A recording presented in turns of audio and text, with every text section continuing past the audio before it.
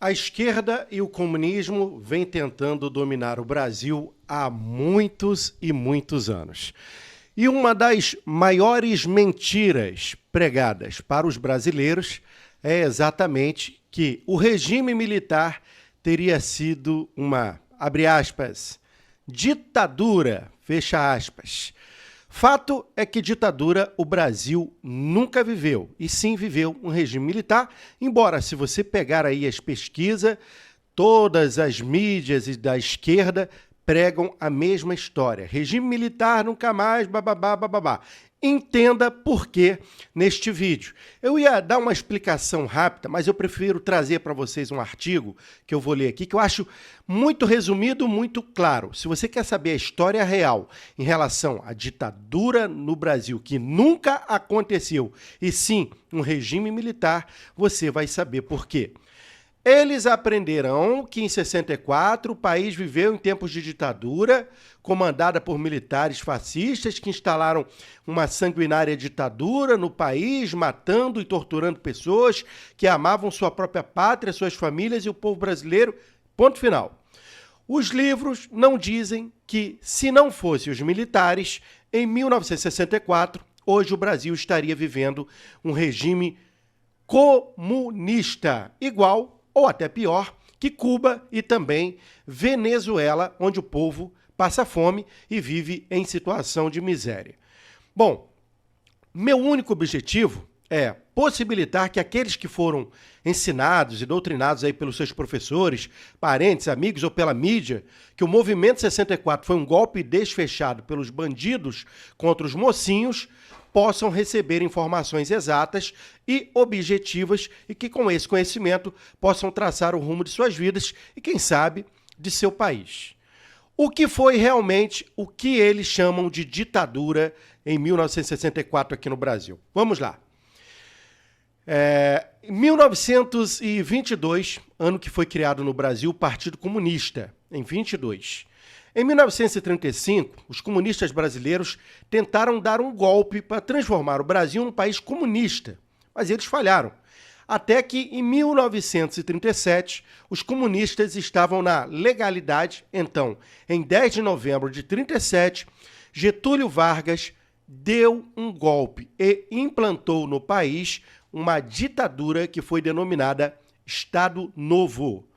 Em 1939 até 1945, aconteceu aí a Segunda Guerra Mundial, onde muitos militares brasileiros morreram defendendo a democracia e a liberdade contra as ditaduras de Hitler e Mussolini, enquanto os militares brasileiros morriam defendendo valores cristãos e outros seres humanos. No Brasil, os comunistas desenvolviam novas estratégias para a conquista do poder e implantar sua tão sonhada ditadura soviética para transformar o Brasil num satélite de matriz e seu paraíso ideológico, a Rússia.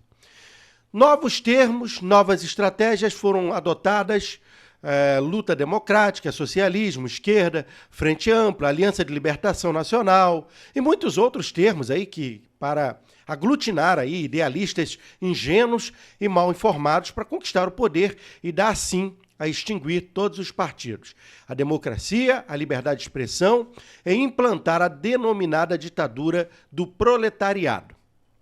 Bom, a Rússia, na Europa, com o avanço e sacrifício heróico dos seus soldados durante a Segunda Guerra Mundial, chegaram até Berlim e se aproveitou do avanço dos seus soldados e de suas conquistas para dominar os territórios ocupados.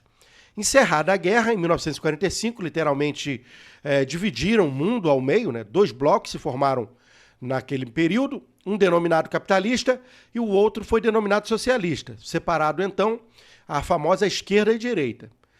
Esses dois blocos iniciaram, então, uma corrida armamentista, econômica, tecnológica, científica, ideológica, política e social, e cada bloco, ao seu modo, né, e cada um com seus objetivos, princípios e interesses, resolveram fazer disso uma conquista do mundo.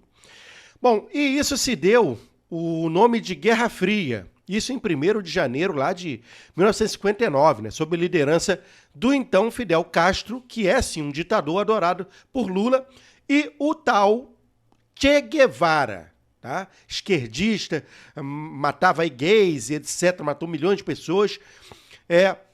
Um grupo de guerrilheiros, que eram chamados na época Movimento de 26 de Julho, e deu um golpe na ditadura de Fulgêncio Batista, que tinha transformado Cuba na época no prostíbulo dos Estados Unidos. E Fidel Castro estava nos primeiros momentos da Revolução Cubana, indeciso, relutante, não sabia para que lado político e ideológico deveria alinhar, e por total falta de inteligência do governo americano, que também vacilou. O jovem Fidel, então, naquela época, acabou sentando no colo de Nikita Khrushchev, que o adulou, bajulou como um herói, e a pequena ilha de Cuba virou um satélite de Moscou, bem no quintal dos americanos. No início da década de 1960, a Rússia e seu satélite, Cuba, treinavam aí e exportavam guerrilheiros e terroristas para o mundo todo. Guerrilheiros e terroristas treinados em Cuba, na Rússia e também na China, né? Eles atuaram matando, destruindo em toda a década de 1970, naquele período. E o Brasil não ficou fora desse esquema. Guerrilheiros e terroristas brasileiros foram treinados em Cuba, muitos além de 31 de março de 64, né, com o objetivo de virem para o Brasil para realizar uma revolução e implantar no país uma ditadura comunista, que é praticamente algo muito similar ao que está acontecendo hoje no Brasil, caminhando para isso, ao menos. Bem antes de 64, seguindo lá a cartilha de guerra revolucionária, militantes comunistas infiltrados nos mais diversos setores, eles produziam o caos no país. Técnicas maquiavélicas de dividir o povo para tomar o poder, a técnica do quanto pior, melhor, eram aplicadas no Brasil as graves políticas que paralisavam tudo: transportes, escolas, bancos, hospitais, escolas e faculdades. E o povo enfrentava filas enormes para a compra de alimentos. O governo apoiava e incentivava a indisciplina nas Forças Armadas. Então o governo João Goulart, ele pressionado aí pelos comunistas, queriam implantar as denominadas reformas da base no país, sem consultar e serem aí aprovadas pelo Congresso Nacional. E aí foi cogitado pelo governo de Jango fechar o Congresso Nacional por meio de força e com o apoio dos militares, denominados pelo comunista como legalistas. Então, os principais jornais diários, né, eles eram unânimes em condenar o governo João Goulart e pediam sua renúncia para salvar a democracia. Tudo isso em nome da democracia, como é hoje. Então, alguns jornalistas, como Carlos Lacerda, que combatia duramente o governo João Goulart, muitos governadores dos estados também combatiam Jango, né? E a imensa maioria do povo brasileiro apelava desesperadamente para que os militares fizessem uma intervenção. Isso, o povo brasileiro estava pedindo uma intervenção militar que evitasse que o Brasil se tornasse mais um comunista. Então, muito parecido, né, com 2022. Então o povo foi às ruas com as marchas da família, com Deus, pela liberdade, no Rio, em São Paulo, em vários estados e muitas outras cidades do país. E todos pediam o fim do governo João Goulart, antes que fosse tarde demais. Então, o que aconteceu em 22, muito parecido com o que aconteceu também lá atrás. Então, na verdade, tudo fazia parte de um plano comunista de tomada do poder através de uma revolução armada, seguindo o modelo de Cuba desde em 1961, ainda no governo Jânio Quadros, que os comunistas Jorge Teles, Francisco Julião, Clodomiro Santos Moraes, né, que estavam em Cuba acertando cursos de guerrilha, eles davam curso, para você ter ideia, e um envio de armas para o Brasil. Então, outros comunistas já realizavam cursos de guerrilhas aqui no Brasil, faziam sabotagem e terrorismos, né? Tanto em Cuba, tanto também na China. E a área do Araguaia, que já estava escolhida pelo PCdoB, que é o Partido Comunista que tem até hoje no Brasil, né? Todo mundo sabe aí, o PCdoB está aí ativo, né? Para implantar a guerrilha rural no Brasil, que aí surgiu, né, esses movimentos, essas informações, fatos e evidências começaram a se tornar claras para as Forças Armadas, como, por exemplo, a prisão em 4 de dezembro de 62 do governo João Goulart, de militantes comunistas brasileiros que já estavam em treinamento em campos de guerrilha em Dianápolis, em Goiás, e esses guerrilheiros faziam parte das denominadas Ligas Camponesas, que eram lideradas aí pelo Francisco Julião e eram uma espécie de MST, como hoje a gente tem no Brasil, dos dias atuais. Então, pressionado de forma intensa aí pelos comunistas que queriam a qualquer preço dar um golpe político, ideológico, social e militar na democracia e República Brasileira, o presidente João Goulart cometeu diversos erros de interpretação e análise da situação. Então, num fatídico discurso, né, na Central do Brasil, no Rio de Janeiro, no dia 13 de março, ele deixou mais que evidente que apoiava o golpe comunista que estava sendo planejado e organizado para a tomada do poder do Brasil. Aí, então, aconteceu o quê? O denomino de singularidade de ruptura, onde o presidente João Goulart, através de seu apoio, de sua presença, junto a sargento do Exército, marinheiros, que na época estavam rebelados, e os incentivou a quebrar a disciplina e a hierarquia dentro das Forças Armadas, fazendo com que os militares brasileiros saíssem de sua imobilidade disciplinar e constitucional. Então, os militares brasileiros tiveram que sair de cima do muro, escolheram um dos lados dessa polarização numa situação real de possível guerra civil, pré-revolucionária comunista que acontecia aqui no Brasil. Né? Então, os militares brasileiros, que tinham sua formação militar dentro de um alinhamento geopolítico, ideológico, fisiológico e até mesmo religioso, né? De um modo ocidental, que acabava de dar suor e sangue na luta contra a ditadura na Europa de Hitler e Mussolini, e que acompanhava e também sabiam que eram as ditaduras assassinas, materialistas, né, e comunistas implantadas nos países europeus e em Cuba, não vacilaram e, através da comunicação, entrosamento através dos diversos comandos militares espalhados aqui no Brasil, decidiram que era a hora de dar um basta e a situação caótica em que o Brasil se encontrava. Né?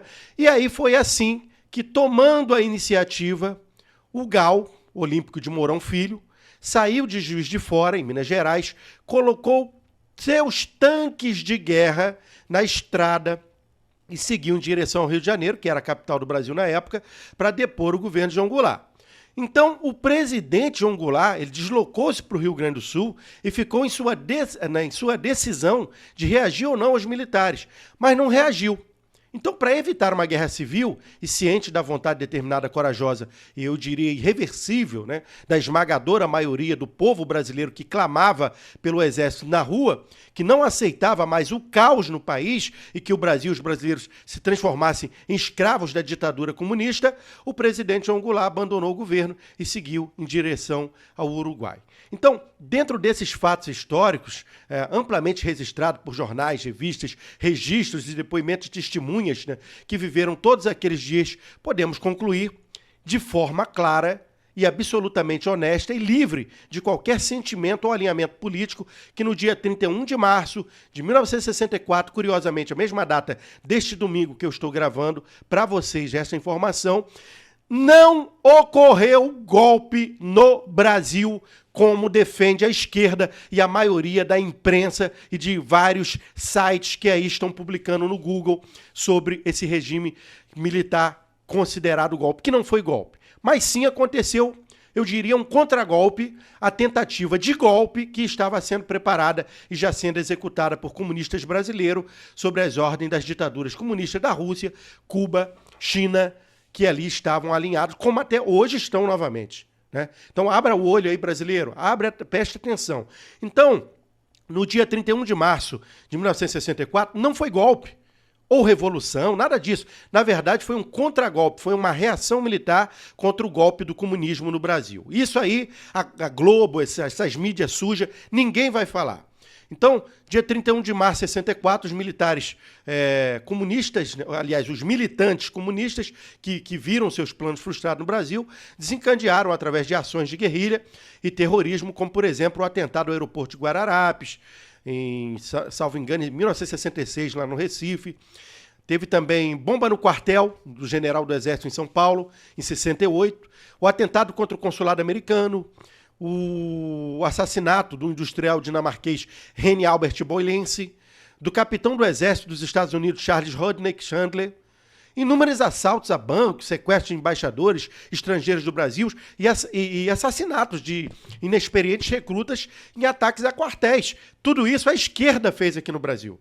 provocou o caos inteiro. Então os militares, eles reagiram a partir de 68, implantou-se no país a denominada luta armada, onde os dois lados erraram, né? Mataram, sequestraram e torturaram, e aí sim, houve os erros por conta dos dois lados, porque eram reações, ações e reações, e nenhuma ditadura ou guerra é justa ou santa, né? Guerra é guerra e ponto final. Isso aconteceu naquela época. Então, não existem mocinhos, bandidos, toda ditadura e toda guerra é suja. Agora, no Brasil, não houve ditadura, e sim houve um contragolpe, uma reação militar contra o golpe que os comunistas estavam implementando no Brasil, que fique claro para todos. O vídeo ficou longo, peço perdão a todos, mas que isso fique claro. Se você não entendeu, assista novamente, compartilhe esse vídeo. O Brasil nunca teve ditadura. Ditadura é a mentira da esquerda. Vando Soares, do Rio de Janeiro.